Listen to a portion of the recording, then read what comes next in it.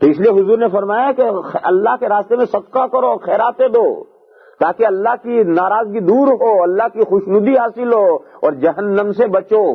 میں نے جہنم میں عورتوں کی تعداد زیادہ دیکھی۔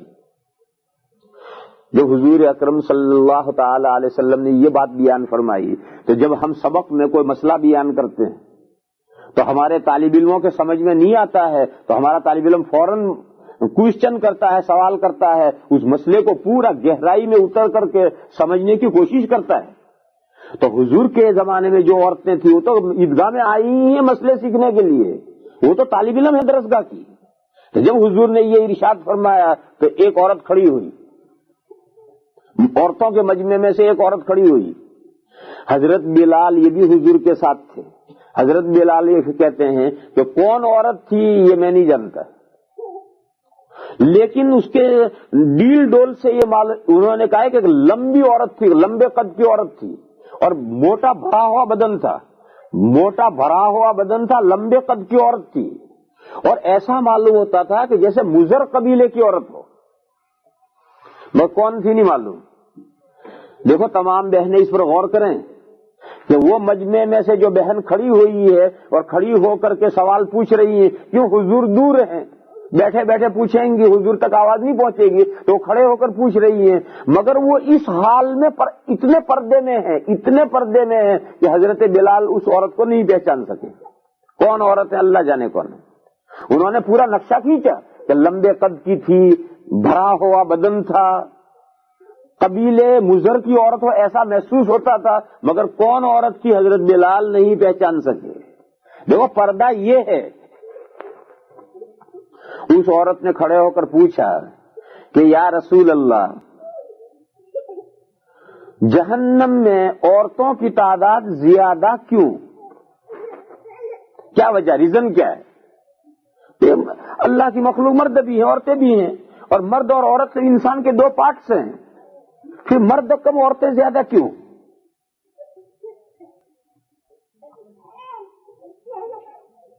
تو حضور اکرم صلی اللہ تعالی اتنا پوچھ کر بیٹھ گئی۔ تو حضور اکرم صلی اللہ تعالی علیہ وسلم نے ارشاد فرمایا کہ ناقصات عقل و دین اذهب للب الرجل الحازم تکفرن العشیر۔ حضور نے فرمایا کہ دیکھو عورتوں میں دو خرابیاں ہوتی ہیں، اس کی وجہ سے جہنم میں ان کی تعداد زیادہ ہے۔ پہلی کمی تو عورتوں میں یہ ہے کہ وہ اپنے شوہر کی کبھی شکر گزار نہیں بنتی، وہ اپنے شوہر کی ہمیشہ ناشکری کریں گی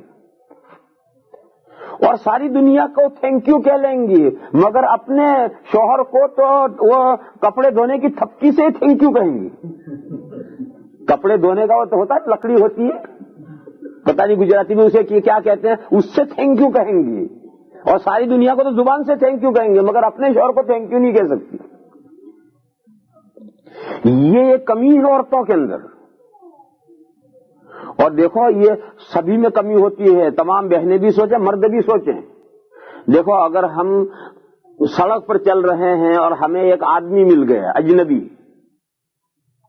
اور اجنبی بھی مسلمان بھی نہیں ہے، گورا، اور اس نے ہم سے کوئی بات کی تو ہم بڑے اخلاق سے بات کریں گے اس سے، اور ہمارا بھائی ہم سے بات کرے تو ہم تو تڑاکے سے بات کریں گے، ہمارا گجراتی بات کرے تو ہم ویسے بے رخی سے بات کریں گے۔ یہ تو الٹی گنگا بہ رہی ہے۔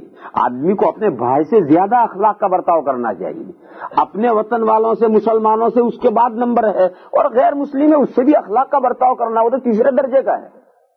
مگر آج دنیا الٹی ہو گئی ہے، اس غیر مسلم کو جو مسلمان ہی نہیں ہے ہم اخلاق کا سب سے زیادہ مظاہرہ اس کے ساتھ کرتے ہیں، پھر اس کے ساتھ، اور اپنے رشتہ دار کے ساتھ تو تڑاک سے بات کرتے ہیں۔ یہی حال عورتوں میں بھی ہے کہ پرائی عورتوں کے ساتھ بڑی سمجھدار، بڑی شکریہ ادا کرنے والی، ایک جملہ میں 3 مرتبہ تھینک یو کہیں، ایک جملہ پورا کرتے کرتے 3 مرتبہ پلیز کہیں یا تھینک یو کہیں، لیکن جب اپنے باپ کے ساتھ بولیں، اپنے بھائی کے ساتھ بولیں، اپنی بہن کے ساتھ بولیں، اپنے لوگ رشتے، پھر انہیں تھینک یو کی کوئی ضرورت نہیں، بغیر تھینک یو کے بولیں گی۔ اور اپنے شوہر کے ساتھ بولیں تو پھر تو ان کا تھینک یو وہی کپڑے دھونے کا دندا ہے. یہ سارا الٹا معاملہ ہو گیا ہے. یہ وہ معاملہ ہے حضور نے فرمایا تکفرن العشیر، تم اپنے ہسبینڈ کی ناشکری کرتی ہو، اور یہ ہسبینڈ کی ناشکری کرنا یہ تمہیں جہنم میں لے جاتا ہے. ہمارے استاد دارالعلوم دیوبند کے محتمم حضرت مولانا محمد طیب صاحب قدس سرہ تقریروں میں ارشاد فرمایا کرتے تھے، جب یہ حدیث شریف بیان کرتے تھے، فرماتے تھے کہ اگر شوہر، یہ یہاں کینیڈا اور برٹش کی عورتوں کی بات نہیں ہے، انڈیا کی عورتوں کی بات کہتا ہوں، یہاں کی تو بہنیں خود ہی سمجھیں.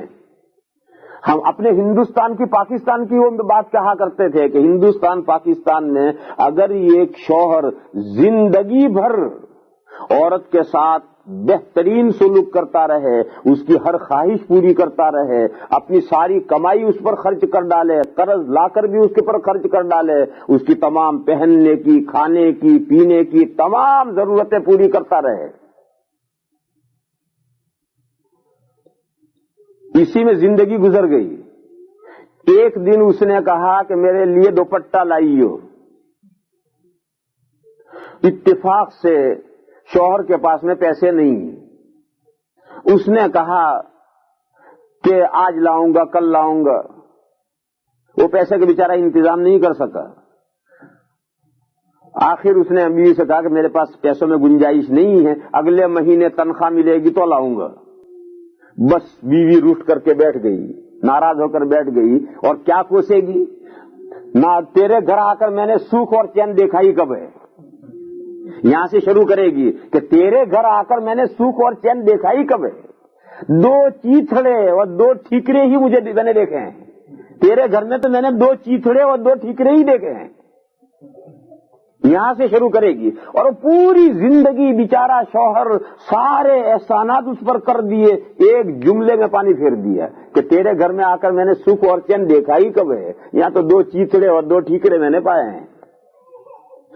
دیکھو پوری زندگی کا شوہر کا احسان، اس نے اپنی ساری کمائیاں اس پر لگا ڈالی، قرضے لا لا کے اس پر لگا ڈالے، اپنی ساری اس کی ارمانیں پوری کرنے کے لیے اپنی ساری توانائیاں اور انرجی خرچ کر ڈالی، اس پر ایک جملے میں پانی پھیر دیا کہ تیرے گھر میں آ کر میں نے سکھ اور چین دیکھا ہی کب ہے. تیرے گھر میں تو 2 چیتھڑے اور 2 ٹھیکرے میں نے پائے ہیں. یہ وہ ہے ناشکری، یہ ہے وہ عورتوں کی، شوہروں کی ناشکری. تو حضور اکرم صلی اللہ تعالی علیہ وسلم نے فرمایا کہ ایک تو عورتوں کے اندر یہ کمی اور یہ خرابی ہے کہ وہ اپنے ہسبینڈ کی، اپنے شوہر کی احسانات کی شکر گزار کبھی نہیں ہوتی، اس وجہ سے وہ جہنم میں زیادہ جائیں.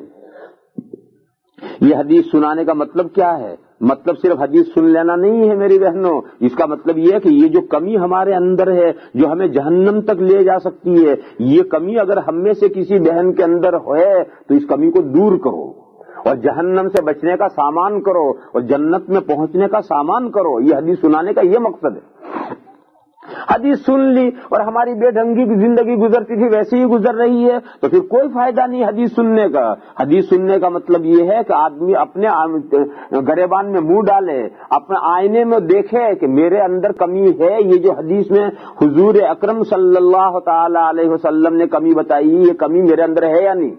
اگر کوئی بہن یہ سمجھتی ہے کہ میرے اندر ہے تو ابھی وقت ہے، اپنی زندگیاں چینج کرو، اپنی زندگیاں بدلو. اپنے شوہر جو تم پر خرچ کرتے ہیں ان کا احسان مانو، ان کا شکر گزار بندو اور دل سے شکر گزار رہو ان کی. اور جتنا ان کا شکر گزار رہو گی اتنا ہی وہ تم پر زیادہ ہی التفات کرے گا، شوہر زیادہ ہی التفات کرے گا. اور عورت کی بے التفاتی، عورت کی ناشکری وہ تو شوہر کا دل توڑنے والی چیز ہے. دوسری بات حضور نے فرمایا کہ عورتوں کو زیادہ جہنم میں لے جانے والی دوسری بات یہ ہے، حضور نے فرمایا کہ عورتوں کا دین انکمپلیٹ، ان کی عقل انکمپلیٹ، ناقص. عورتوں کی عقل بھی ناقص، عورتوں کا دین بھی ناقص. عورتوں کی عقل بھی ناقص اور دین بھی ناقص، دونوں انکمپلیٹ. کمپلیٹ دین بھی ان کے پاس نہیں ہے، کمپلیٹ عقل بھی ان کے پاس نہیں ہے. مگر عجیب و غریب ان کو فن یہ یاد ہے، اذهب للب الرجل الحازم، نہایت ہوشیار عقل مند آدمی ہو، चुटकी बजा कर उसकी अकल मार देंगी। पता नहीं अकल की भी अधूरी और दीन की भी अधूरी, मगर बड़े से बड़े अकलमंद शौहर को एक चुटकी बजाकर बेवकूफ बना देंगी और उसकी अकल गायब कर देंगी, अकल उसकी उचक ले गई। पता नहीं क्या उनके पास गुर है और क्या हुनर है कि ताली बजाई और शौहर पागल। शादी होती है आदमी, यहाँ ये मिसाल भी मैं यहाँ की नहीं देता, क्योंकि यहाँ तो शादी से पहले अलग घर बस जाता है, इसलिए मैं यहाँ की मिसाल नहीं देता। यहाँ की तो दुनिया ही अलग है, शादी से पहले अलग घर बसाते हैं। मैं अपने हिंदुस्तान पाकिस्तान की मिसाल दे रहा हूँ कि हमारे यहाँ शादी होती है, लड़के की शादी होती है, लड़के के घर में दुल्हन आई। अब लड़के के घर में दुल्हन जब आती है तो कुछ दिनों के बाद में सास बहू के झगड़े खड़े होते हैं, बासन होते हैं, वहां बजते हैं, झगड़े बहरहाल दुनिया में होते हैं। कसूर किसका है, सास का है या बहू का है, ये आज तक तय नहीं हो सका है। ये आज तक दुनिया तय नहीं कर सकी है कि जो सास बहू के झगड़े होते हैं इसमें कसूर सास का है या बहू का है। ये बात तय आज तक दुनिया नहीं कर सकी। हमारे यहाँ उर्दू में एक मसल है कि और ये कहा करते हैं कि औरत का हाल ये है कि वो ये कहती है कि जब मैं बहू थी तो मुझे सास अच्छी नहीं मिली, और जब मैं सास बनी तो बहुएं अच्छी नहीं मिली। इसका मतलब है कि तेरी सास भी अच्छी थी, तेरी बहुएं अच्छी थी, तू ही बूढ़ी है। और हमारे यहाँ ये भी एक किस्सा है कि किसी अक्लमंद से पूछा कि दुनिया में सबसे ज्यादा खुश नसीब औरत कौन थी, तो उसने कहा दादी हव्वा। क्यों? कहा उनकी सास नहीं थी।